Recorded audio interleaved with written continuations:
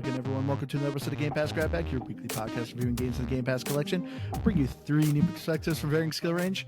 I am the director of this episode, Andrew. With me, the one who always dies at the beginning of the movie, Keith. Hello. And with us, our extra, my returning guest, my brother, Aaron. Hey. And this week, we played The Quarry by Supermassive Games.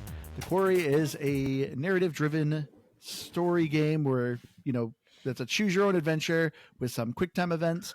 We are playing a group of teenagers who ended up staying one day too long at a camp, and they are now being terrorized by creatures in the night. But going around, I'll start with this. Whether this was a game or pass, for me, this was a game. I had a lot of fun with this. So this is the second kind of narrative story game and Supermassive game that we've done. Before we did Man of Medan, and then we now have The Quarry. If you played Man of Medan, you're going to like The Quarry. If you played it and you didn't like it, I don't think this game's going to change your opinion. But overall, I really like the story. I thought the story was actually a bit better than Man of Medan. I thought it had more humor to it. I did not think it was scary at all, but I actually really enjoyed these characters. So I'm giving it a game. It's a great date night game too. If you have a significant other and you guys don't really want to watch a movie, this is a really fun game to play with somebody. So I mean, I'd say it's a game. I had fun. I kind of zipped through this and not that it's very difficult, but probably like 3 sit downs, I think. But I found myself enjoying it. And I mean, where it's a heavily narrative game, there's enough gameplay that I think it's interesting to play through itself. But I actually found the stories interesting. And I think it's because of its choose your own adventure nature of it. I was like, all right, I feel like I need to be invested. And I was kind of interested in trying to drive it different ways or whatnot. So for that matter, I thought for even someone who doesn't like narratives, a narrative driven game, this does really well. I forgot that Man of Medan was, and I think I liked that as well. Sean Ashmore. Yeah. Well, so I was going to talk about this, and I won't. There's something about putting real life actors in video games that's always off putting to me. I think I talked about this in the Star Wars game as well. I don't hate it, but it just always throws me for a weird loop. But anyways, I'll talk more about that later. I'm glad that you brought that up because that's actually was something I wanted to highlight as well as the actual actors in this game. Yeah, this is a game. I like this one a lot. I like it better than Man of Medan. And Andrew, I'm just going to play the role of the noob here. And just because you brought it up, is that actually true? Did they make Man of Medan? I thought they made that one that went to PlayStation. I thought a different company made Man of Medan because isn't that a different trilogy? The Dark Pictures is what that's the Dark Pictures trilogy. The Dark Anthologies. Or the Dark Anthology. The Anthology. I think those are separate. Still Supermassive. Nope. Developer Supermassive. Interesting. For whatever reason, I kept associating this. Do you remember the one that came out on PlayStation? I think it was PS4. Yeah, Until Dawn. Until Dawn. That's what it was. I thought these two companies were related. I thought Man of Medan and that Dark Trilogy or Dark Anthology, whatever that thing was called, was a different company. I did not know these were all the same guys. If that's the case, Until Dawn was Supermassive Games as well. Congrats to these guys for churning out games. I feel like they're putting these things out pretty quickly. They actually just came out with one like last week too. So I mean, you have to like these types of games, and truly there's a void in the market for these. So maybe these guys are the only one that's kind of filled that void. But Telltale used to be the big ones. It used to be Telltale games. They would just grab an IP and they would just go ahead and run with it, and they would just create game for it. And you're either into them or you're not into them at all. And if you're somebody who enjoys story, which we all know Keith does, so it's very, very, this makes sense that Keith loves it. If you're somebody who loves story, that's what these are. They're not really games. They're very little in games, but they work. And this one, as far as it goes for story wise, I think it's pretty simplistic. And that's not my favorite choose your own adventure game. I still think Wolf Among Us is probably my all time favorite. Yeah, that's mine too. Yeah, but this one's a pretty good one. And I don't think there's anything wrong. I totally agree. These are perfect games for date night. I remember when I used to play Wolf of Wall Street. It was one of the rare games that Lindsay would Wolf actually of Wall watch Street. me You play. played Wolf of Wall Street, Aaron? Did I say Wolf of Wall Street? Yeah. You know the game Wolf of Wall Street. Wolf Among Us. There's not a lot of wolf titles. I'm going to do this. I'm going to do that at least twice in this, I'm sure. But with Wolf Among Us, that was one of the rare games that she actually watched me play all the way through. So I totally agree. This game falls right in line with that. Just a perfect game to play with somebody watching you. Yeah, I was actually hoping to get Liz on here. But unfortunately, our baby is having a very difficult day. But yeah, she watched me play the entire through. She actually didn't want me to play anymore. She was like, no. She's like, I'm going to bed. I have to go to bed. She's like, but you can't play this anymore until I'm here. So I'll at least give some of Liz's thoughts on here. Liz didn't want to. Oh, and also, we will be doing this episode spoiler free, but at the end, after we kind of go through everything, we will do a spoiler cast. So if people want to listen to what our choices were and what we did for the story, stick around for that. But don't worry, during the full, like majority of the episode, at least on our review, we won't spoil things for people. But yeah, so I was going to try to get Liz here to kind of give her thoughts, but obviously it was just my game, so I figured she was going to join for the spoiler part. But yeah. But yeah, I agree. I love that Supermassive, like this is their niche and they do a good job. Yeah. Like I said, they just came out with one last week, the casting of Frank Stone, which takes place in the Dead by Daylight universe. So they created another horror game kind of in another game's universe, which is really interesting. But yeah. So I guess we can get into this of the story. Like I said, we're going to try to avoid spoilers here. But as far as this overall story goes, you are playing a group of camp counselors. It is the last day of camp. You just said goodbye to all the camp. I'm drawing a blank. No, it starts the day before campers. Camp starts. Thank you. Why did I struggle with that word? Well, I'm like, I don't know. You said camp before campers. And it also starts with the day before camp with two of the main characters. Yes, which there is a prequel. Which man, I want to get into that. I was going to say that prequel pissed me off. Much of a spoiler, too much. No, it's not. But that we'll get into that. That prequel pissed me off. The characters in that, but yeah. So, but the main story, like I said, it's the last day of camp. The campers have left, and you're a handful of camp counselors there, and events happen, and you end up kind of spending a night there, and when you shouldn't be, and things kind of go wrong. But as far as the story goes, so Keith, you were saying that you have issues with live actors in this. I recognized a lot of people, but there's only like a handful that are actually like big name. The weirdest one to me, this was even in the trailer, was David Arquette. Like David Arquette's in this. How much lines did that guy have? I mean, I'm sure it can kind of go a little bit differently depending on how you play, but he didn't play a big enough role that I would have said. But at the same time, if you're casting. And I don't know, Aaron's more the movie guy here, and even you are, I guess, compared to me, Andrew. David Arquette is a big enough name that if you're making a video game and you can slap his name on the title, like on the splash of it, you're going to do that, right? Like he's at least big enough for that. He is not the biggest actor, I think, in this game, but I think that's also true too. I think there's a very specific reason why they put David Arquette in this game. This is movie trivia here right now. Ooh. Do you know why? No, why? The Scream series. He's in Scream. Oh, that's true. Because I was looking at everyone's IMDb, and literally everyone in this game has like a horror history.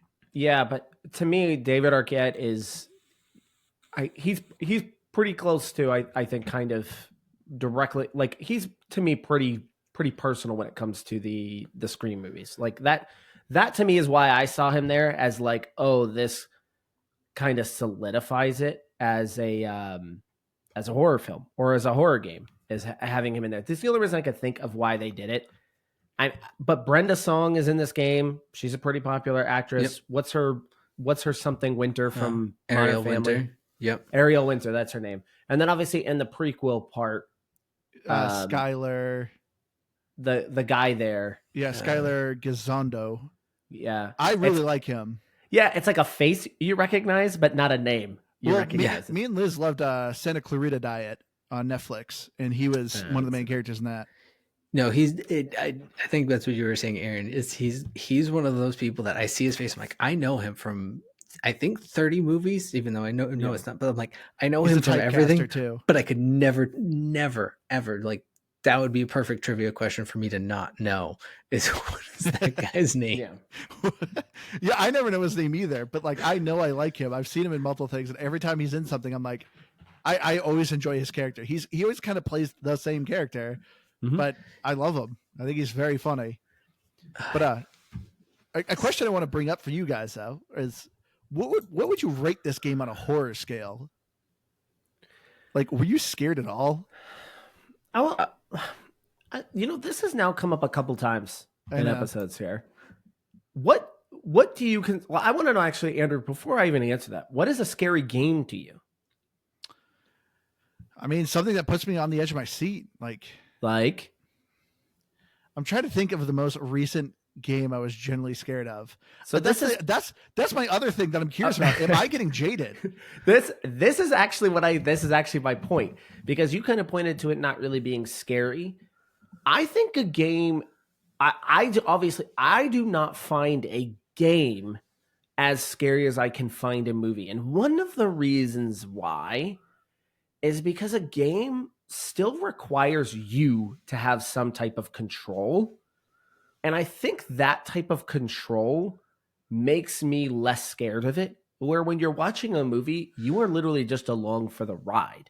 Yeah. So you have no clue what's happening and you have zero control over it. So I think you get a different sense of tension there. That's my assumption. So when I'm playing a game that's scary, I can recognize it's scary without actually being like, oh, I can't play this.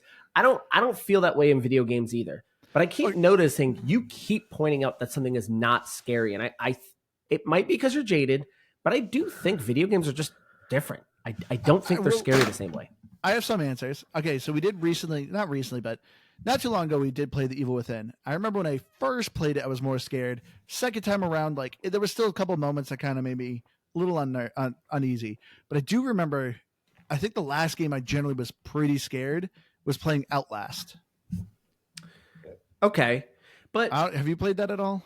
Yeah, but that came out a while ago. It did. And I would imagine that it is much harder to scare you in your 30s than it was, 10 years ago or 15 years ago, because there were obviously, I remember when we were kids, there were absolutely games that freaked me out. Yeah. Like Resident Evil was a scary game. Yep. Tom and Jerry on the Sega Genesis scared me. And there was a lot of tension there. And so I do think some of it is jaded. I do think that now that you're older and you've played horror games in the past, I think it's a lot harder for it to hit you the same way. Because I don't even think a Resident Evil game would be considered all that scary to a lot of people today. No, I think too, it's a lot of what you said too, like it's a psychological thing where you have that level of control and you can sort of like, even though, yes, there's two paths and you're like, okay, neither of these paths may be good, or ultimately something scary is going to happen. You can you get that guiding to it. And it's like, all right, I feel comfortable with what's going to happen, at least to some degree, kind of assuming. Whereas like by comparison, movie, it's a complete, whatever they give you is what you get. So I can totally get that, because I was, to answer Andrew's question and sort of yours, like I probably still wouldn't put this above like a 3 for if I'm on a 10 scale of scary. Yeah. But there was a couple points where I was like, ooh, that was kind of a spooky little, like, I kind of didn't see that coming. It didn't scare me. I didn't jump and run away from my screen, but I went, oh, hey, nice little touch. I like how you, like, I like that, the way that they did it or whatever. It was like I like the way you did it there. I appreciate a jump scare because there's an art to it, right? Is like, you have to know that it's coming for it to even work in the first place, but then to work it in at an actual point where it doesn't make sense. Like, I don't know if that makes sense. I know, like, I always talk about the was it Haunting of Hill House? That has, I think, the absolute best jump scare in any movie or show I've ever watched. Yes. Yeah, that car scene. Knowing it's coming, it still gets me. Like, yeah. And that's kind of the moment too. I think if you're going to talk about is like the prequel is the lady in the back seat. Like I was like, okay, so you saw it too. Yeah, I was like, I like, and that's the thing because it's subtle. It's not it. I mean, the one in Haunting of Hill House isn't subtle at all. No. But and that was what I thought was so creepy about it was that blink and you miss moment, and it doesn't really have any impact on the story. But it's like if you catch it, it's like, oh, that's kind of creepy. Nice job. See, yeah, I know this game is trying to go for jump scares, but none of the jump scares got me. Like I always kind of saw them coming, and they were very like kind of delayed. Like it was like a delayed jump scare. And I was just kind of like, okay. Well, and they'd almost always lead. They'd almost always lead to a quick time event too. So it was like immediate pause. I don't think. I mean, going back to Man of Medan, I didn't do any of the other Dark Anthology or whatever they're called. I didn't do any of the other games. It was just Man of Medan and then this. And then obviously I've done some Telltale. So I don't think any of them are scary if you're actually going to. So yeah, I guess if you're going to put it on a scale, sure, it's like a 3. It's like a 3 or a 4. It's not really scary. I would say it's just more. Still Wakes the Deep like a 6. Huh? You gave Still Wakes the Deep like a 6. I think Still Wakes the Deep is scarier than this. Like, yeah, I would agree with that. I think Still Wakes the Deep is actually much creepier than this. So yeah, I would say 3 and a 6 to me seems completely fair. So yeah, all right, fine. It's not, but you know what I kind of look at this as, and again, this is just something I appreciate as I've gotten a little bit older. I like things that are spooky, even if they're not scary. Like yeah. And this to me would fall in line with something that is spooky, but I wouldn't call it scary. And maybe for somebody young this might be pretty scary, but it isn't. That it just isn't what this is. And that's the story itself is very simplistic, and it was kind of the same thing with Man of Medan. If you really kind of like overarch what was the story of this game from kind of start to finish, it's pretty simplistic. I guess it gets a little complicated at one point in this, but it's overall about a monster or two. But it's nothing we haven't really seen before. It's not overly creative in that sense. Well, there's a lot of things in it that if you don't do the right choices, make no sense. Specifically, the blood. It's just like, what is this? What's going on with it? I had to look it up, and then people were like, oh, if you did this choice, it explains it. And it's just like, okay. So there's elements that are kind of confusing, but it is explained. But yes. I do agree with you. It is overall pretty simple. And again, I'm so it really was going for me. It's a simplistic kind of overarching story with spooky themes. That's how I would describe it, but not scary. But I think this also adds to why this is also a great date night game, because I know there's a lot of people that are just like, oh, I don't do horror at all. But like this isn't really like horror. So I asked Liz what she would give it for a spooky scale, and she actually, I think she said like 5, and she said she was more just worried about the characters. She loved the characters, and she was concerned about what would happen to them. So that's what kind of made her tense. She just didn't want anything happen to a lot of these people. And it's like, okay, I get that logic too. I actually have, like, I do think it's funny that you mentioned the characters, because I do kind of want to talk about some of them. Yeah. Is it? I either loved them or I hated them. There was very few that were in between. This is kind of one of my issues. So I'm not going into just specific actors, because I can kind of talk about specific actors as well. But my issue with this game, if I have an issue to take, it's that the character archetypes are very by the books. Yeah. And I can totally understand. Somebody might look at this and say, well, that's kind of the point. Yeah. It's kind of like a typical slasher movie. Well, I was going to say, it's almost trying to be like a campy horror movie, like that classic summer camp thing. I get that is what it's kind of going for, but here's the difference. In a movie, again, you can kind of root for or against characters, and it's totally fine because there's kind of a lack of an investment. When you are actively playing as a character and playing with characters, I started finding myself more annoyed because there was a lot of people I was fine killing. Like I was fine letting them die. and it really affected my motivation because they were just stereotypes. Yeah. I actually kind of wish they layered more of these characters to be a little bit more sympathetic towards, and make it a little bit more challenging. Make some of your decisions be a little bit more tougher to think out, where some of these guys are just like, I don't like them. I don't really care about them. I don't want to do anything for them because they're just a horrible They're garbage stereotype of a people. character I'm not going to like. Yeah. And Yeah. so it's just, I kind of wish they had layered a little bit more of the characters. I wish they had made them a little bit more sympathetic. Some of them are completely fine. But like a character I think you're supposed to be sympathetic towards, but I can't stand, is Ariel Winter's character. Oh, I can't stand her character. Ariel, But which one was she? She's the love like the interest, stereotypical nerdy girl. the nerdy girl. Oh, see, she was like the one girl I did like. I thought she was annoying too. No, I think my favorite one was what's her name? I thought Brenda Song, the Asian one, she I thought was. she was was actually good. pretty fun. Well, because at first they kind of like, I don't know, they almost made her try to be the unlikable one, but I think it's Emma. Yeah, that's the one you're talking about. She's Wicked. just kind of pouty. Like she ends up getting really pouty to me, and it just gets annoying after a while. Where I'm like, all right, like you're just kind of pouty and annoying, and I don't really like you. For me, And- my most hated character was the beginning one, the prequel. Her name was Laura.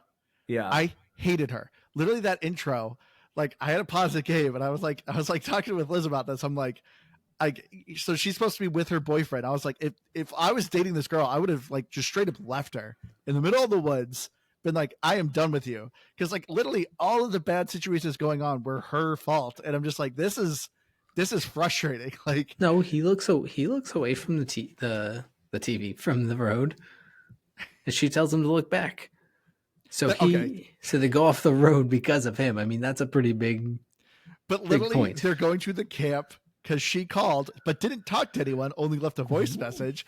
And then like there's just like literally everything that was happening that was like building up to badness. I'm just like, this girl is just irritating me so badly.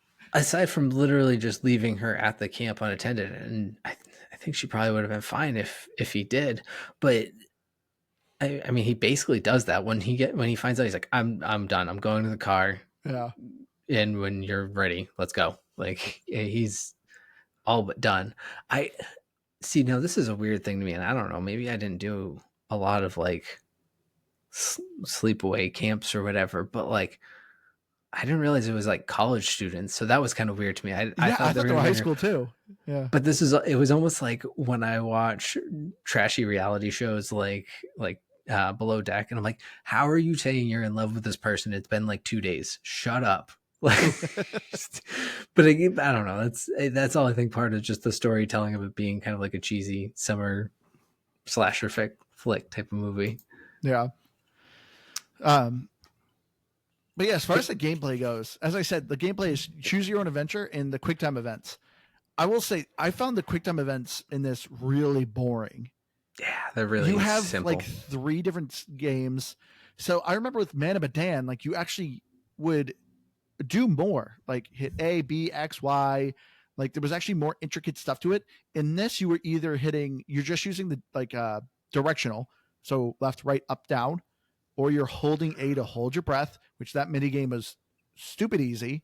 And then every once in a while you have a combat section, which was just aim your flashlight and shoot. Like that was it for the gameplay. So this was one of my biggest complaints about it, like because this to me felt way less of a game than Man of Medan did. Man of Medan definitely had some other more intricate stuff to it, because I remember there was some moments that were kind of hard. In this, it was brain dead easy. I'm like curious, you always knew when a quick time event was coming up too. The camera always really made it obvious that like, hey, you're about to do something. Pay attention. Yeah, and that's usually, you know, like we were talking, where they would filter in a jump scare too. It would be like someone smashes through a door and it's like, pause. Yeah. What do you want to do? Do you want to live or die? But like, I almost wonder if they were like intentionally easy to be an easy, like, do I want to affect the story by failing this? Like almost intentionally failing them. I don't know for sure. it's just a speculative thought that I had No, as I we had were the talking same about thought too. Because the breath holding one in particular, like there's literally no reason you could fail because there's like a 10-second span where you can let go of it. It's not like some small thing. So I'm almost wondering, like, if I do it while it's flashing red, now I can intentionally have this person die. You know, just because we did Still Wakes the Deep, this just there's obviously elements of that game that kind of resonate here, but these games just aren't made for the gameplay. They're just not. And if I'm completely honest, I barely remember anything in Man of Medan being all that standout about the quote unquote gameplay experience because it is mostly just quick time events. That's what they are. Yeah. There is, and even in the Quarry, there is some walking around to explore things. But that's all it is. And that's not why you do these games. Some of that stuff, much like it was in Still Wakes the Deep, feels like just filler. That really the elements of this game are where the story goes next, who can you keep alive? Just like a choose your own adventure, and that's all it really is. So it's really hard for me to critique the gameplay just because I don't know what more you could do with these that wouldn't be distracting from the actual purpose of the game. Like, I don't know. Like, who cares if I had to hit X, Y, A, and B, up, down, right bumper? I don't really care. I don't know. It doesn't really make much of a difference to me. It's still the same thing. So I don't know. Maybe they did dumb it down. I know QuickTime events for some people are just you like can completely disable them too, or you can set them to just auto pass too. So it's not like you even have to worry about them if you don't want to. And that's a developer who realizes that people that like the game don't even care about the quick time events. Like, yeah, they're just there for exactly why these games exist. And so they're just like, well, if you want to skip the only gameplay we've got for you, go ahead. And so that to me is probably why it's simplified. I think it's probably people through the past have just been like, just don't make them hard. Just give me a simple quick time. And that's just what they've done. I mean, to your point too, even I don't remember if Man Medan did this, but you have that whole let me just watch the game option. And I think you can even set like I want this person alive, this person dead, like kind really? of Yeah, there's three options. There's everyone lives, everyone dies, and then director seat. Where director seat, yeah, is like you're saying, like you can kind of pick who lives or dies. Or at the very least, it's like you pick That's pretty wild. It was that, or it's like in the first chapter, you want this person to have like a sassy, type of personality, and like it's like different characteristics that you can set like that. So yeah, that's like actually a whole built-in feature, and I think that's to your point too, Aaron. Wait. You're saying that there was a mode in this game that you can change the character's archetype? If I recall, that's kind of how the director's cut worked. Let me see if I missed all of this. I did not know this was even a thing. Yeah, it's called movie mode. Director's chair. To be honest, I don't know if I would ever go back into one of these games. I could see people that would. I could 100% people that would. I started to, and I did about half a chapter. I went, this is as much as, and it's one of those things that from a gameplay perspective, this kind of bothered me. Once I beat it, I should have been able to, and it's hard because if you start to change things, you start to see different cut sequences, but there's so many either leading up to it or in between, I think, of those decisions that I'm like, I don't want to watch the same things in text over and over. And at least let me like quick skip through the text. Yeah. But hats off to these guys. I can imagine building a game like this is just like a nightmare because there's probably so many things you have to like make sure that if you choose this, it doesn't ruin the story somewhere over here. Like Andrew just said, like the blood sequence. But I mean, this game is, I think, 40 gigs. It's pretty sizable. A lot to it. And I think it's because they have so many cuts. Yes, and because it is cutscenes. That is what the game is. The game is cutscenes, and that's where the draw is. And I agree with you. That would be the pitfall for me in retrying. You're going to retread a lot of ground that you did, so that even if you make decisions and certain characters are dying off, it's going to change, obviously, a lot of elements, but you're going to retread a lot as well. Because the story still has to end up in a spot. Like the story still has to get somewhere. So yeah, that's the only reason why I'm like, I don't know if I could do this multiple times. I know some people could. Yeah, I kind of same, but this is actually more interesting as I read through it. So if you do director's chair, you can set 4 different attributes for each character. So when under pressure, they'll either be adept, erratic, or clumsy, so that's like quick time events. Conversation, they will be sympathetic, inconsistent, or antagonistic. Fight or flight situations, they'll be composed, conflicted, or flustered. And then while looking around, they'll be vigilant, distracted, or oblivious. So, you know what's fascinating about that is that's probably very telling about actually what your decisions are in the game. They probably fall under those categories. Mm-hmm.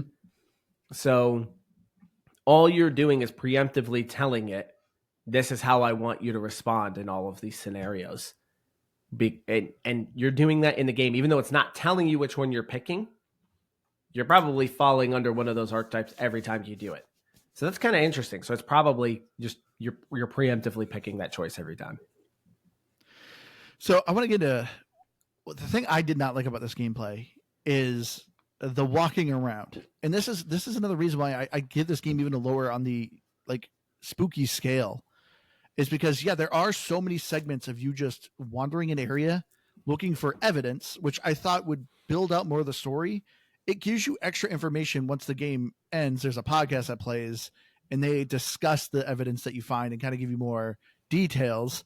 But when I'm playing the game, it just slowed down the game. And like, that's what kind of irritated me. Like the quick time events, like I said, are easy, but it was like, there were far and few between, because then it's like, here's a walking segment, walk around, try to find a tarot card or maybe some evidence. And it didn't bother me too much because for the most part, they were quick. There was one that just really irritated me, and that was the junkyard.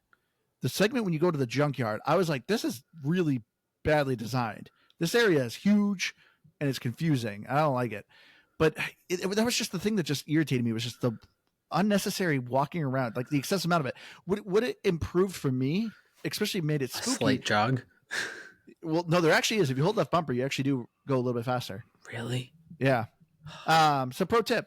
But no, what it made the game more interesting, every once in a while you're doing these walking segments, you'll maybe see something in the background, like the camera cuts to like something running in the woods. It would have been nice if these walking segments were actually timed, and it kind of made you be like, hey, you got to hurry up, there's something coming, and it could add more to the story and actually put me more on edge. Because there was a couple times where I'm like, oh, is something coming for me if I don't go quick enough? Like, because there was a couple times I'm unlocking a door, like, oh, is this gonna help me escape something? It doesn't. So I was like, like there wasn't. The walking segments literally are just find evidence and go to the next area. That's it. Yeah. This was kind. I mean, this is how all these games are. I don't think really Man of Medan had any walking segments. It didn't. I don't. Oh no, it did. It did. I think it did. But I remember them being just shorter. Like I said, it didn't bother me too much until the junkyard. That junkyard segment was just so big. I think my biggest issue with it is the amount of collectibles because that's what made me feel like I had to do a lot of walking. Because in most cases, it was like, okay, that's like the direction I need to go. Like you said, you might see something in the background. You kind of know that's where you're going or whatnot. But yeah, just the over amount of collectibles to a certain degree is, I think, what got me.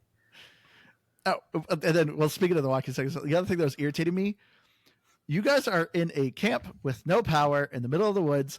Not once did anyone ever go, hey, we need flashlights.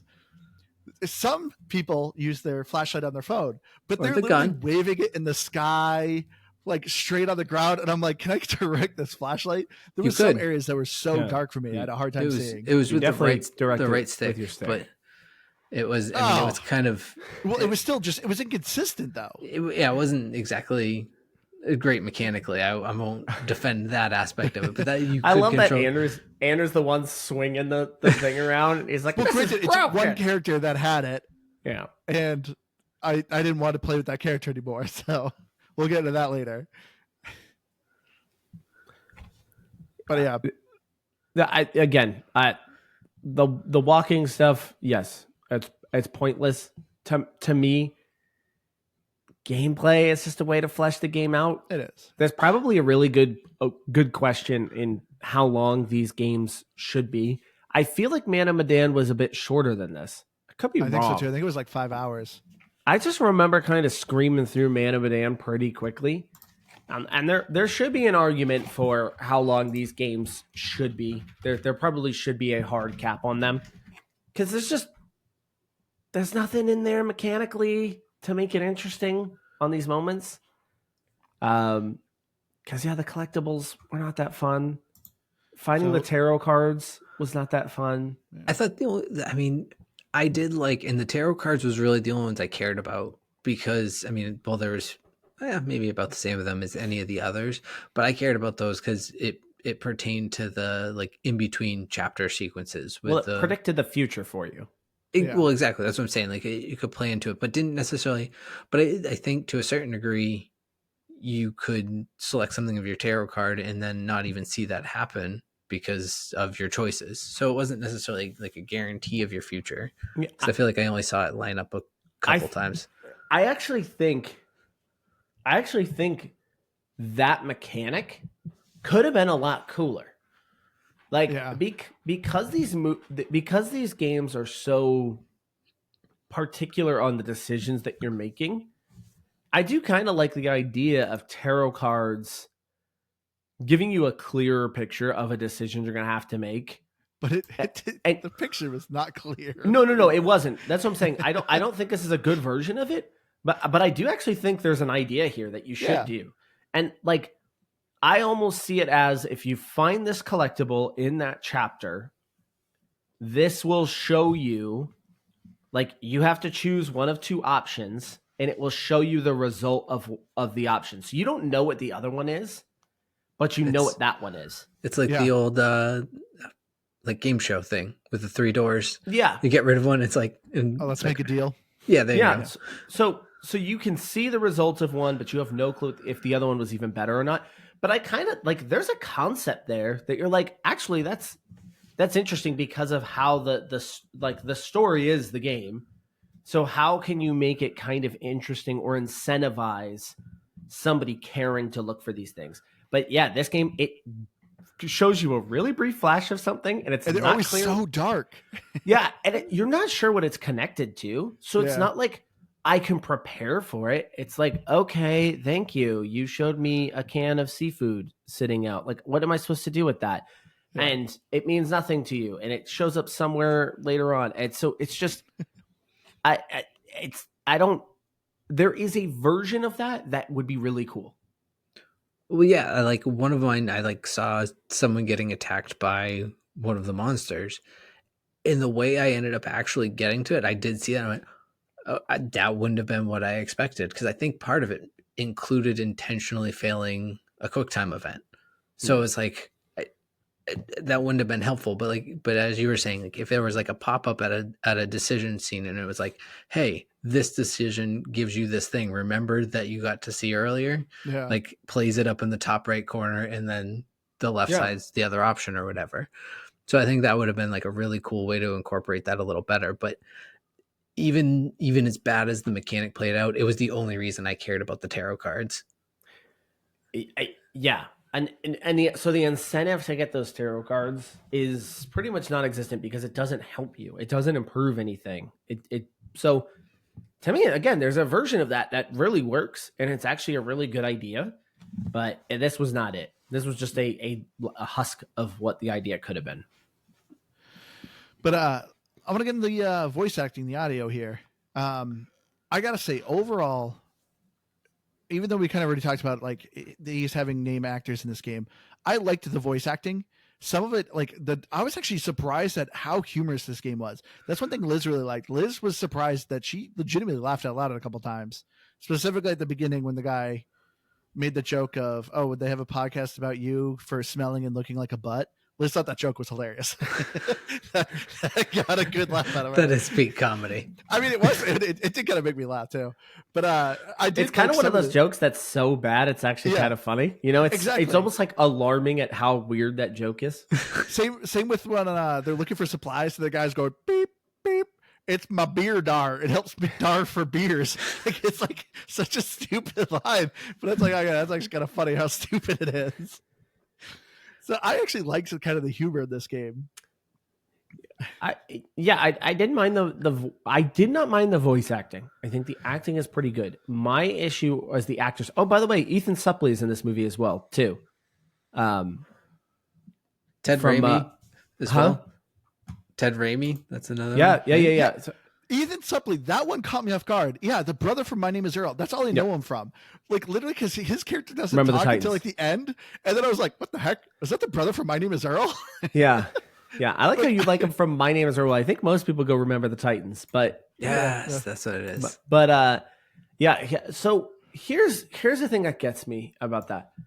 Save the money on the budget of this game. Why do you need to sign Hollywood actors?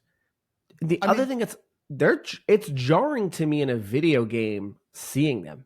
It kind of takes me out of it a little Let's bit. be honest, a lot of them are probably pretty cheap. These aren't like A-list celebrities. Yeah, but there's enough of them. It's gonna add up. And they're doing a decent amount of work here. And I imagine this is more than a day's work to get a lot of these lines in and the mocap for it. So it's just a little interesting to me. But I don't know why. If I see an actor in a movie that I recognize, it's not very jarring. In a video game, it is. I don't know why, but I'm just not used to playing video games and seeing people I recognize in it. That's just not how that works. It's usually a completely fictional character in its own fictional setting, and for whatever reason it was really bothering me that I'm like, you don't belong here, you're not in video games. So it was like really jarring to me. It just kept bothering me. I didn't want it. Well, that's exactly it, and that's where I was split on it as well, and kind of what I was saying. Like I used the term off-putting, but it wasn't like I didn't like it, because as you said, they all act very well. They're actors. It's what they do. And overall, like the motion capture is pretty good. Their facial expressions, except the teeth. The teeth. I had issues with the teeth too. But that aside, that's not the actor's issue. Overall, it's like it's conveying them well to a sense of like it feels like I'm watching them. It made it that feel much more like I'm just watching a movie. I'm watching a TV show. I'm watching recognizable faces. But you nail it on the head. I'm not used to seeing video game characters that I recognize from real life. At best, it goes the other way around. We get the Halo show and we get to see Master Chief's butt. So, like, finally something I recognize, right? Hey, I am not the one who brought the Halo show this time, Aaron. Okay, you can't get. Yeah, but you're bothered though. I still triggered you, and that's all. Yeah, he immediately, the moment you said Halo show, he was like, he tensed up. But yeah, there's something about seeing these characters that I'm just like, it feels weird. And so I would have just preferred them to all just be made up people. Speaking of the teeth, I know I've already railed against Ariel Winter in this game, especially. What was wrong with her face in this game? A lot. She actually, okay, there was a couple moments for her. For me, my biggest issue was the narrator lady and the cop. I can't tell if they themselves actually have a tick, but to me, it always just looks like they're sucking on a sour candy. They have that weird kind of mouth to the side. Yes. Okay. And it looked like they're sucking on a sour candy and they have a hard time dealing with it. So Ariel Winter's face does it a ton. Yeah, she did do it a little bit actually too. Now I think about it. Almost. So I'm wondering if it's a mocap issue. If it just wasn't quite capturing their face right. It always looked like she was trying to do like this weird half smile, like this kind of crooked half smile. The way you described it is pretty spot on too. It did it a ton with her face, and I just didn't really recall it with a whole lot of other people. But you might be right. I think there was probably a couple other instances, but it felt like hers was pretty consistent. And I was like, "What is this? Is this a mocap issue, or I think does she make that face often? I don't recall her ever making this face, but they keep doing it." I think the cop is intentional, because that feels very very stereotypical of like crooked sheriff in a little town. Even though this is upstate New York, so I don't know why I just gave him a southern accent. But like, that was cool though. It was pretty cool. Honestly, though, everything about this game feels like it should be taking place in like Louisiana. I didn't know it was New York. I thought it was like Montana. It says upstate New York. Oh. So yeah. Anyways, I think that it's intentional for the cop. But yeah, it was in particular Emma. her teeth. Her and the one from the prequel. Yeah. They Emma's was always like constantly mouth open. Yeah, it was like a weird U of her, like Yeah. upside down U of her upper lip, and that always drove me nuts. All right, but yeah, I brought it up Caitlin- on my phone. If this is probably a bad visual. Can it make it so it might not? But she's always got this. Well, hold on. It's gonna wash it out. I can. She's always got this weird, crooked face look. Yeah. What is that? I can't stand it. So this is a visual that I'm showing right now. So if you are listening to this on audio, you're not going to notice it, but this is recorded on YouTube. If you want to check it on YouTube, I was going to say I'm sharing the screen right now. Well, that's Caitlin. But she never had an issue. Her face was always perfect. Yep, there you go. There's never had hers. Abigail's face always did this weird, like these straight on looks where it looks like she's got a crooked face, and I can't figure out what was happening there. Drove me nuts. As I say, there was just scrolling through some of these characters. I'm like, I hated him. Hated Jacob. Hated him. Really, I actually like Jacob. I hated Ryan. Ryan's monotone drove me insane. Jacob is fine. Jacob's a bit of a whiner, though. No, Ryan was whiny. They're all whiny. That's the problem. That is true. I needed more. There needed to be more sympathetic archetypes here, but there just wasn't. There was so much whine going on, but I don't know. But yeah. But I think that was just about it for graphics. Overall, I thought the graphics of this game was very nice. Yeah. I thought the environment was good. It just was a bit dark for me on some areas, which was kind of irritating. And that nobody had a flashlight. Nobody, yeah. Yeah, and you can't control the phone light, you know. But it was the thing. Like, it was just the thing that was just irritating me, where it's like, how's nobody saying like, hey, we should get flashlights? If you ever been in the middle of the woods in the middle of the night, granted, there's like a bright moon. That was the lighting source in this game, but still, it's still very dark. You're in the woods. I mean, by about halfway through, you're mostly in groups of someone who has a gun, and those guns all have a light on them. So no, everyone always had the gun holstered. That's what else was irritating me. I'm like, there's a flashlight in the gun. Why are people not having that gun ready? It was always holstered. Well, you know, but anyway, NBC never. Oh wait, no. Never be prepared. Never mind. Never be prepared is what I was trying to get at. Perfect, Keith. You nailed it. Never be prepared. I was say, like, you know, back when I worked retail, they would always say ABC, always be closing. And I was I just couldn't work it in the same way. Yeah, no, you did not. It's good. It was a good joke in my head.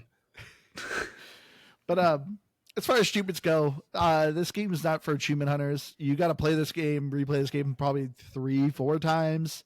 So if you really want to do it, you can. They're relatively easy to get.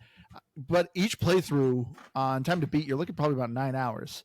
So completionist, it says you're looking at 33.5 hours. So if you want 1,000 in this game, you're going to have to put in the time. It comes back to the question, how long should this game should have been? If you could, I agree with like what Keith's statement of a lot of repeating dialogue. If I could speed that up, I would have easily played this game again. But I was the same as you, Keith, where I started the movie mode and I was kind of like, okay, like I'm seeing a lot of the same. I think they just need to implement a way to kind of speed it up. But that's the game, though. I think what it should be is it should be 5 hours. I think 5 hours is perfect for these types of games, which is what Still Makes the Deep was, right? Wasn't it around 5 hours? I think that's. I think so. Why. And yeah, I looked it up. Man of 9 is too much. Says it's 4.5. Yeah, 9 is too much. But yeah, let's get into our final thoughts, and then we'll talk a little spoilers. Talk about who lived or died in our games. But for me, as I said, the Quarry, it's a lot of fun. It's a great date night game. You know, if you guys don't know what to watch on TV, this is something that's easy to kind of boot up and play. The gameplay is very easy, but it's nice to kind of talk with people in the room. There is like co-ops you can do online. I didn't do it, but from what I heard, it's really not good because the co-op people, whoever is just the main seat, makes all the decisions. So you're just essentially just watching someone else play the game, which is a kind of a poor design. Like that's not that great of a. I don't know. I didn't even know that existed. That is a stupid design. Because I remember when we played, what was that other movie game with the heist? Do you know what I'm talking about, Keith? It was don't. The bank Italian robbery. Job. No, it was a bank robbery. It was like almost kind of watercolored, cell shaded. Payday. Anyway, no. Oh, Yeah. you're talking about the oh yeah. Oh, what was it? Was it something Sunset Killer. Something Sunset, right? Trying to be smart, and now you're having a hard time. I don't think it's Sunset. No, because I'm remembering the game now. Yeah, it was like a comic book, almost. Yeah. But either way, that actually had a decent co-op because people could pick choices, and if it was split, it would like flip a coin and be like, "Oh no, we're doing this." And then whenever there's quick time events, sometimes your partner would do it, sometimes you would do it, and it was actually kind of a fun implementation. Found it, Keith? No. I can picture the game though.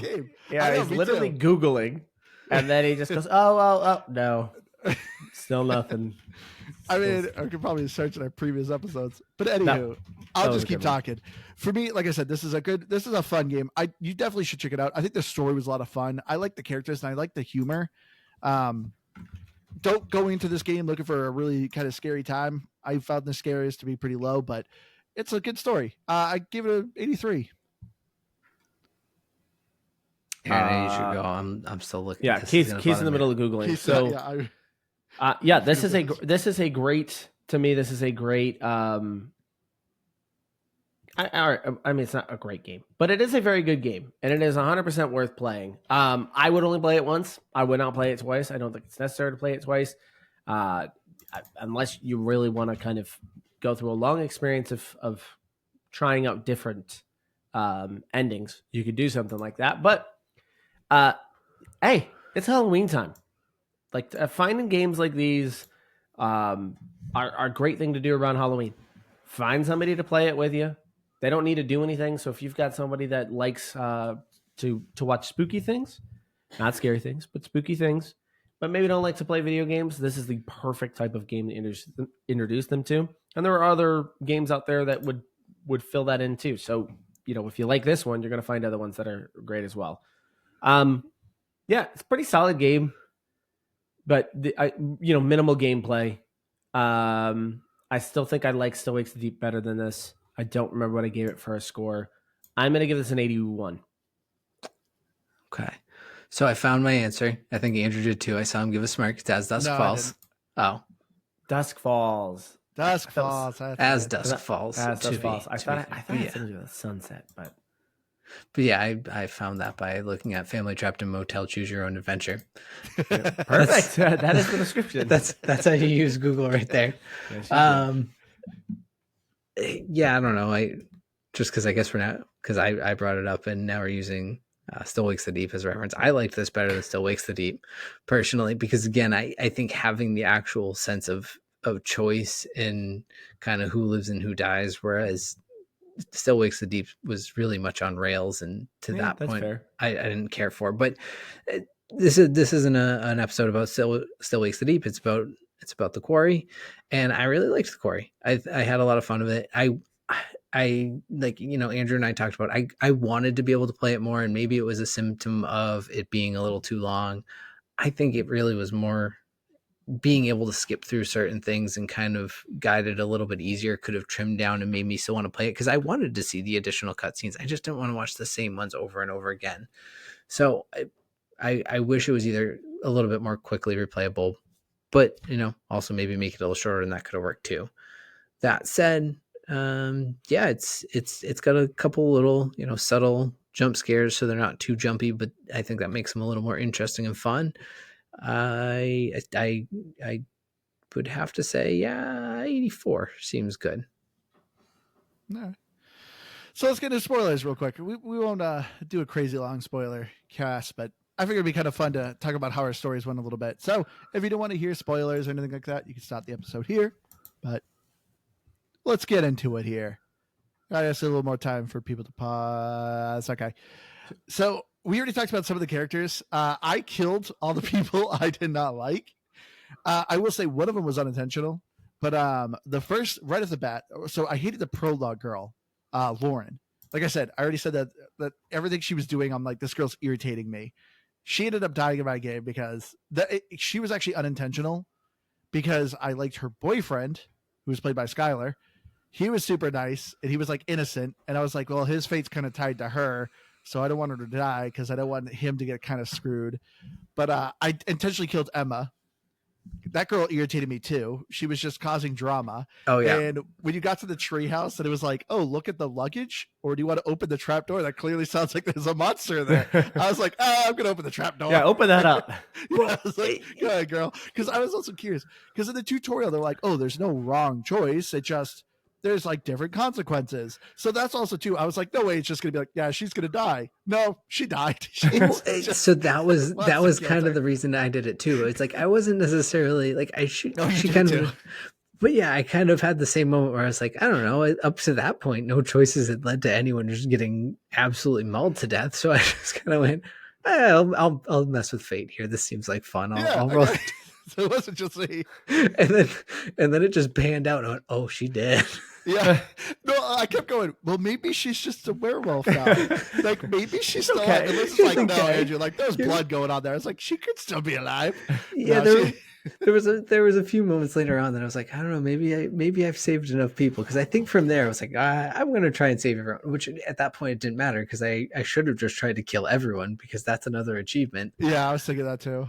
But all in all, yeah, I was looking. I didn't get any of the like good achievements. I killed off Emma at the. I don't know if there's an earlier point to do it, but I killed her off at the very last second. Laura, not Emma. Sorry. Same here. Laura and Ryan died for me. They were the okay. You missed out almost. Where we had the I missed the shotgun shot. It's what happened with me. I didn't miss. I just didn't take it. I was like, I'm gonna play this out. Maybe Caleb's not that bad.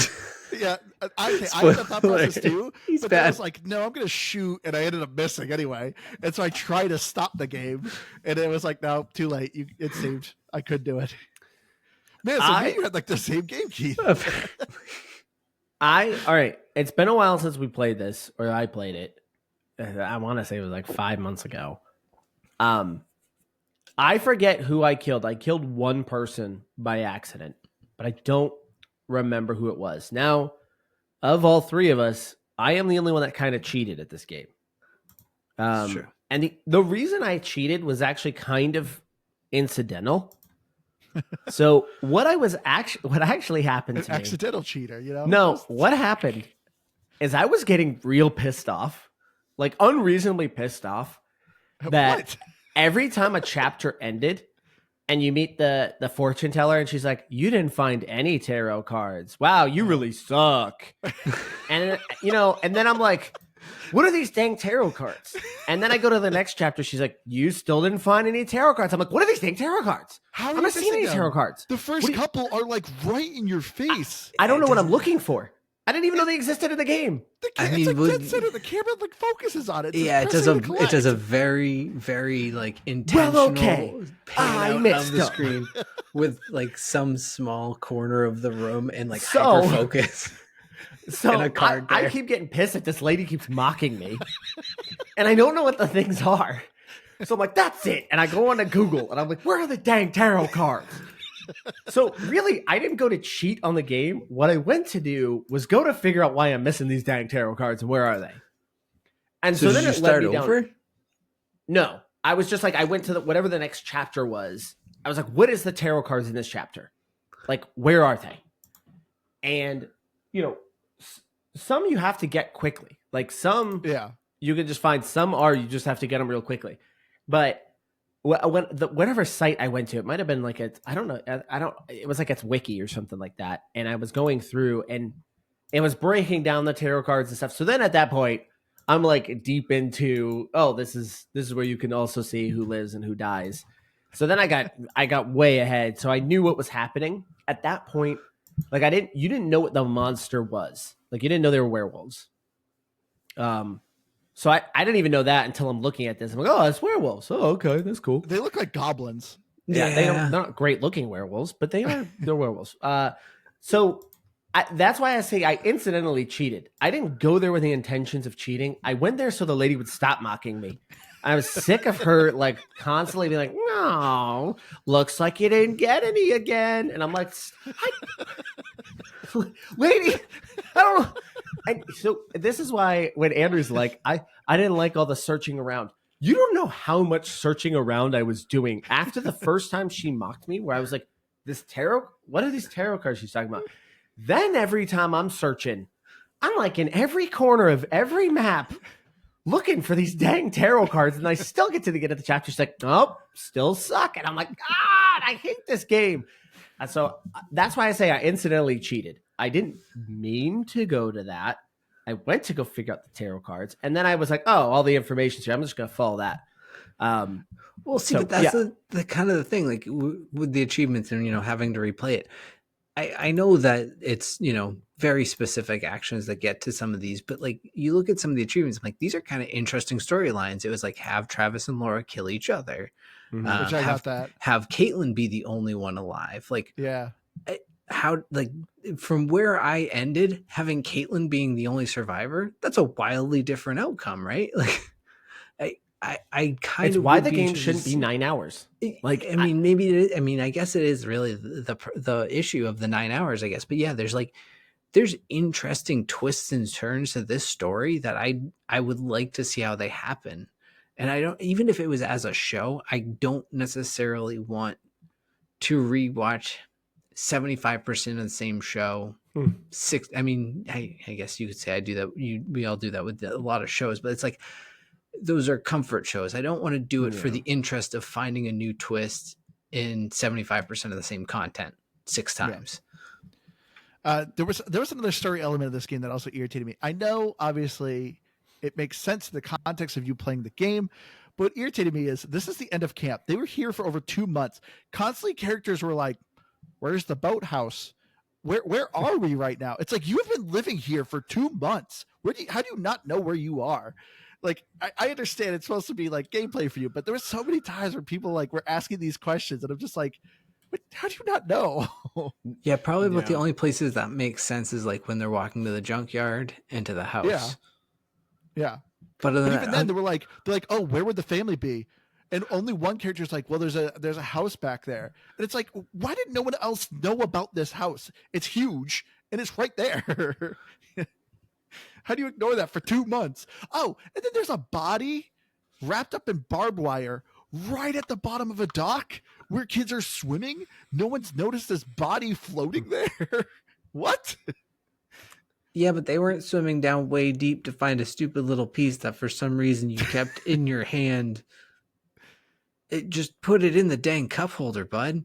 Like, stash it in the car immediately, and that's not even from like, oh, you're in a horror game. That's just like, hey, I mean, they do set him up to be kind of an idiot character, but like, you take out a tiny little piece that you need to not lose for the car. I'm like, I am gonna put this somewhere right inside the car so I don't lose this, and I'm gonna walk away.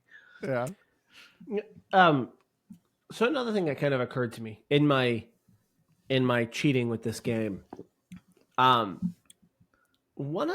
wonder how you guys feel about this, because like, how do you feel about your choices not necessarily being obvious to its outcome?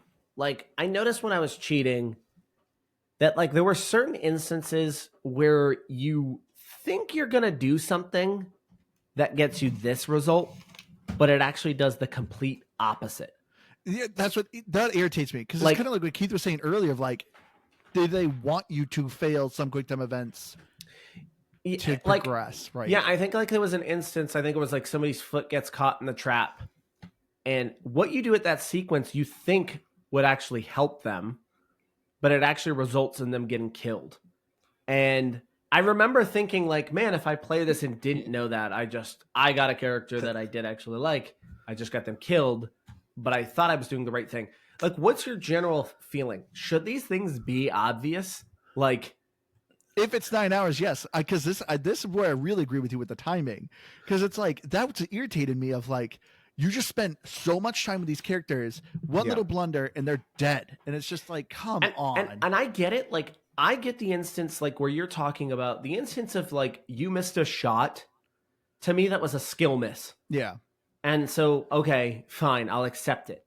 I guess what like bothers me is should it be obvious or not that the decision I'm going to make results in this or this? And I think I I guess I'm kind of on the fence on it because like part of me is like, well, that's just the reality of life.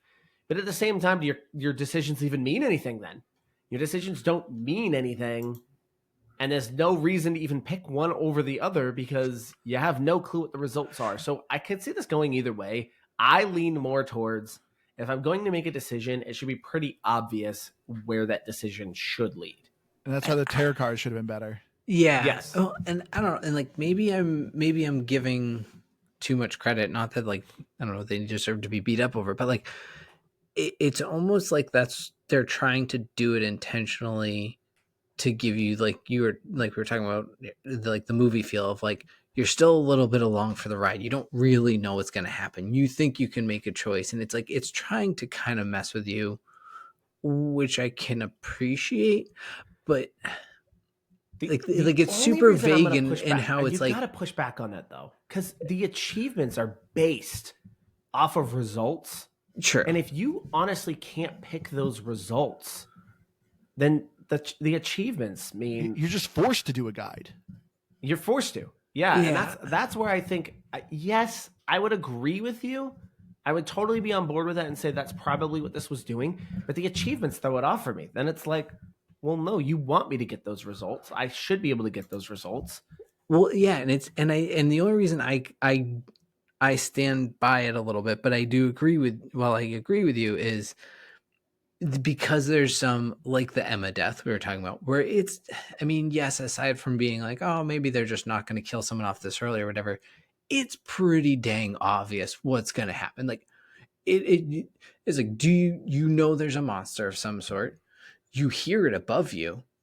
Do you open the door or not? Like, I don't know, just don't open that door, but you choose to do it. That's a pretty obvious outcome. But then the trap one is a great example where essentially you're like, oh, I should try to take this trap off, but then you die. So maybe you shouldn't have done that. What character was that? Jacob, I think, because I know he gets his foot trapped. Yeah, I pulled his leg out of the trap and he was fine. Yeah, I don't remember if it was that one specifically. Again, this was a few months ago. Maybe, but either way, I remember it was something that when I read it, I was like, because it was a little bit further into the game. I went through like the first few chapters, which nothing really happens. The first few chapters, I don't think anybody can really die in the first few chapters, but I went through those, and it wasn't until I was enraged by tarot cards that I pulled up the guide. But I remember it being a little bit further into the game, but I can't recall who it was. Honestly, I didn't remember anybody's names until we started looking at this. Yeah, he's the only one I remember getting stuck in a trap. Well, no, he gets twice actually, because once he gets caught in a rope trap, the second time he gets caught in a bear trap. Put blood on the guy and walk away.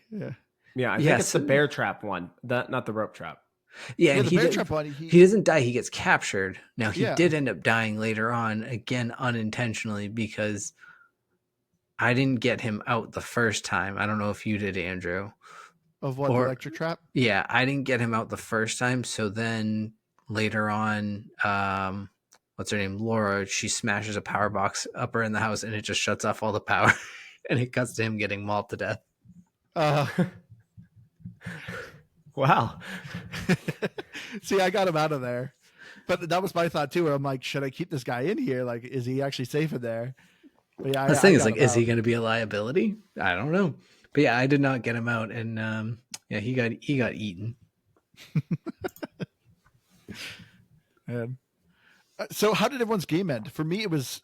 I think you and I had essentially the same ending. Yeah, Caitlin shooting a werewolf, which you find out is the grandson, and so everyone stays a werewolf. And I never saw the white wolf. No, see, everyone changed except for Caleb. I thought, because you didn't kill Silas. You have to kill Silas. He's like, so Silas is the root. Silas is the white wolf. Yeah, I never saw him. And I didn't either. And he's like the root werewolf. Yeah. And then Caleb's the only other until all this starts happening. And then you have Max. Caleb's two kids. Laura.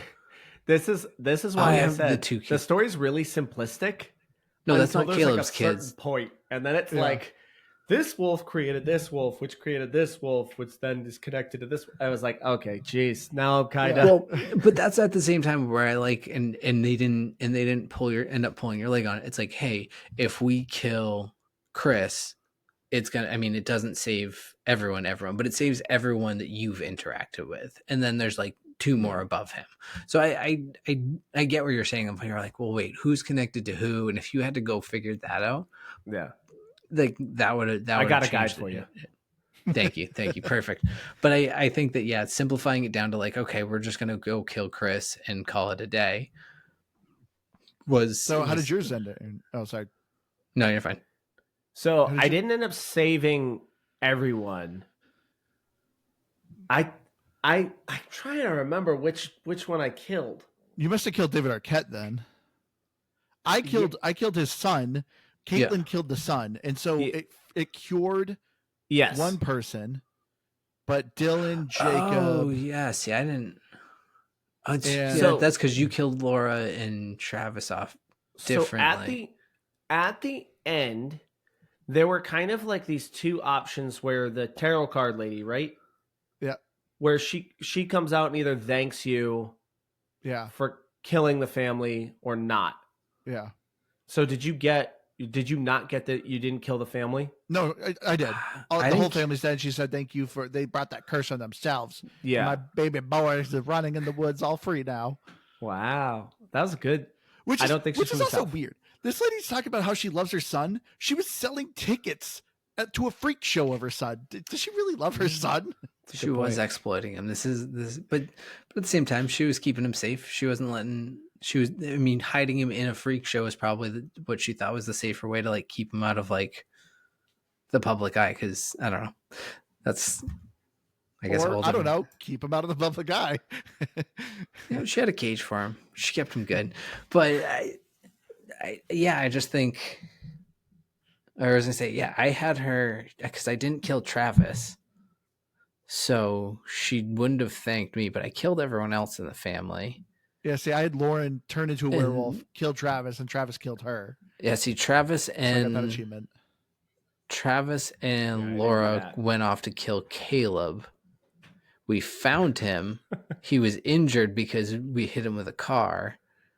It's so complicated. And this is why, like I said, and when you were saying you missed the shot, I thought we had the exact same ending.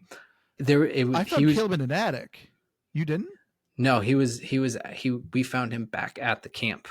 Oh. Because like I said, they were driving down the road, they hit him, and he like goes like and runs off because he's like a dog. He runs to his house, hurt and injured, and he's laying there like half dead basically, even though he's going to heal. And you line up and you have this opportunity, and it's a slow shot. Like it's like deep breath in Call of Duty. You couldn't miss. And I was like, but no, maybe the mom's right. Maybe we were kind of dicks, and like he's in there somewhere. It immediately just snaps Laura's head clean up and whatsoever. See, what happened to me is, we were in the family's house. We get to the attic, and that's where we find Caleb tied to rusty chains. So they have this elaborate electric cage in the basement, yet they put him in the attic with rusty chains, which, spoiler alert, he literally just rips off with no issue at all. And it's like, why did the people think this was secure? And so everyone falls through the roof, and everyone's in a big room. And so that's what was my quick time event is he instantly kills his brother, instantly kills his dad, and then he starts to go to Ryan, and you have to shoot him. Wait, is Caleb the son of Chris? What? No. Well, it might have. No, because it's my epilogue. It said Caleb killed Ryan, the person he admired. It's just so funny to listen to this because it's like an elaborate family tree. You have to go through. Like, wait, who was he the son? Because Caleb is Caleb's brother in this game. When you get to the end, there's a ton. There's a ton of characters by the end of this game. First, it's just like, you got like 6 teenagers. So that's it. So and then Silas, it's like, that was a whole family. Silas was the one that I had the opportunity to kill at the end, and I didn't. See, I killed him. Oh yeah, see, that's what I'm saying. And when I didn't kill him, he just one swiped Laura. Whoops. Yeah, it was pretty funny. I wish I remembered my ending. Again, it was a while ago, so I don't really remember exactly how that one played out. And I think because I was following a guide, I really wasn't paying attention too much to the finer details here because I don't remember like a ton of the names, obviously, of a lot of these people. So it was. I mean, again, If the game wasn't 9 hours, I would go back and play it again because it would be kind of fun to do it going in a little bit blind now. Because now that I don't remember it, it'd be a little bit fun. But I don't know if I want to do 9 hours of it. That's true. Yeah, the more we talk about this, the more I do agree with you, Aaron. It's just like, yes, this was just a bit too long. Yeah, I remember playing it, not thinking it. It's great for. I think it's a good runtime for your first time playthrough. Yeah, because even the chapters all last probably 35 minutes tops, I'd say. Yeah. And that's if you're like really exploring the level. I think if you kind of skip worrying about collectibles at all, you could wrap all the chapters up in about 20-25 minutes. All right.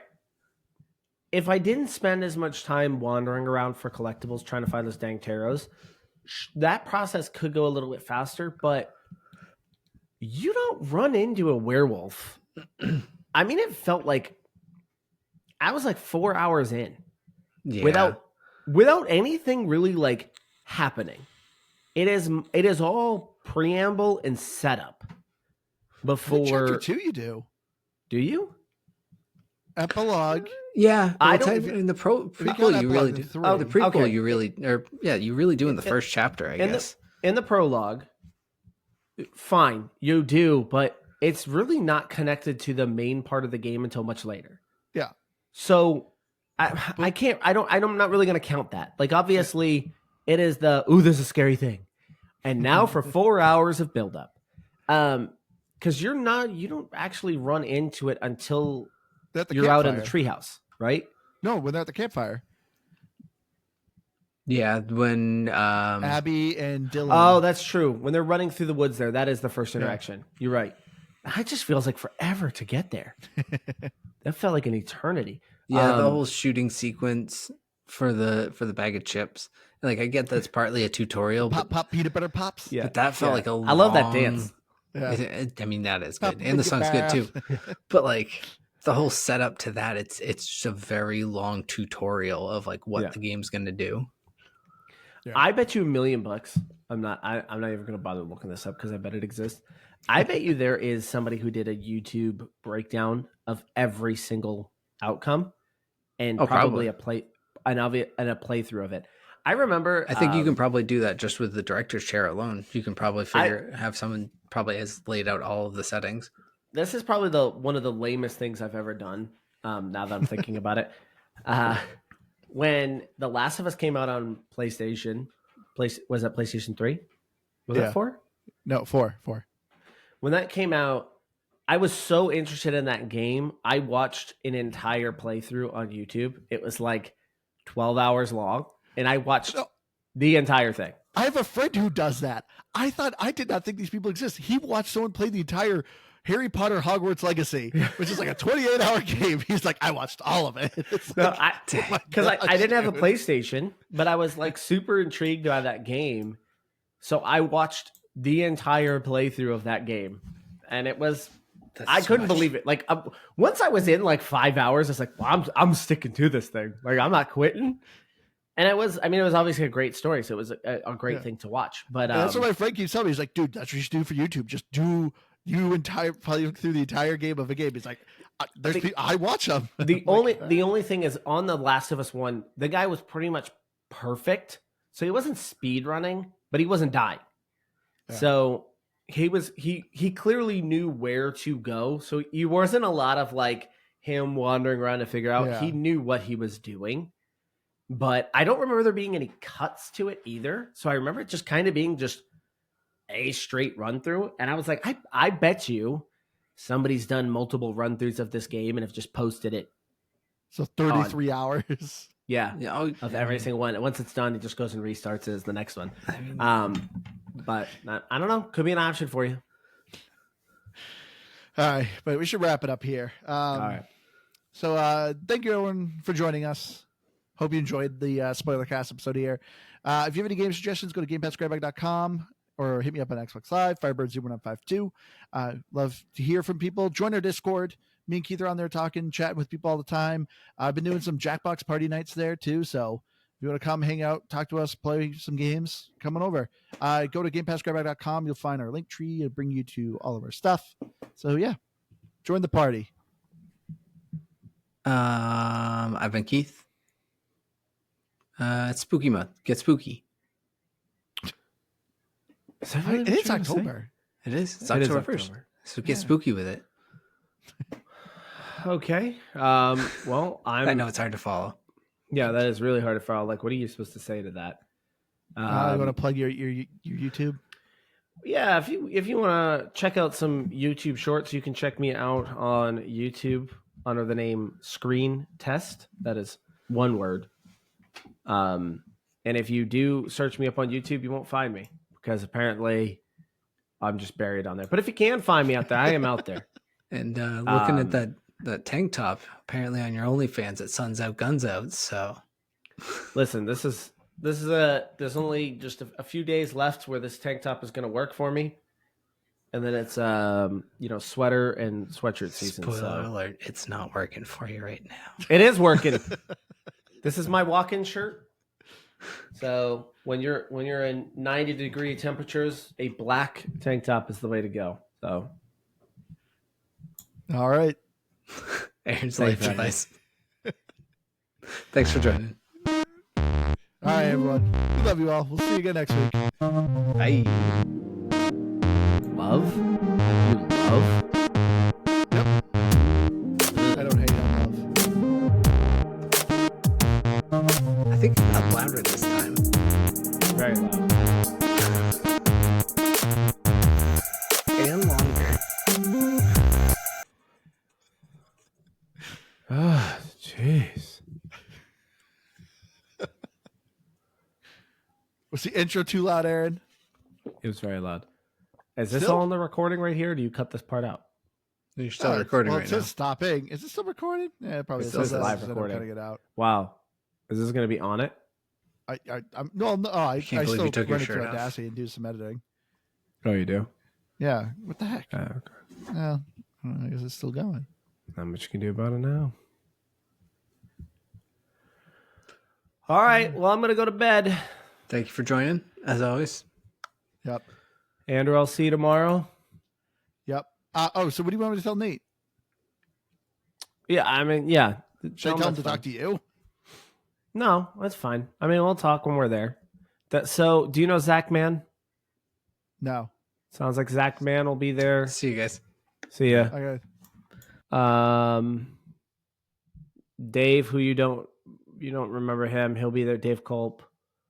So there's gonna be a few of us there, which is fine. This is we're all in the same house. I think so. I don't know what Nate's doing. I'm not really sure. Lee's flying down because he wants to go see Further Seems Forever on Thursday. We can leave as early as you want on Thursday. It's about an 8.5 hour drive. I have no clue if the hurricane stuff because we're going to just be driving through that area. But it doesn't look like it if I run it through Google Maps.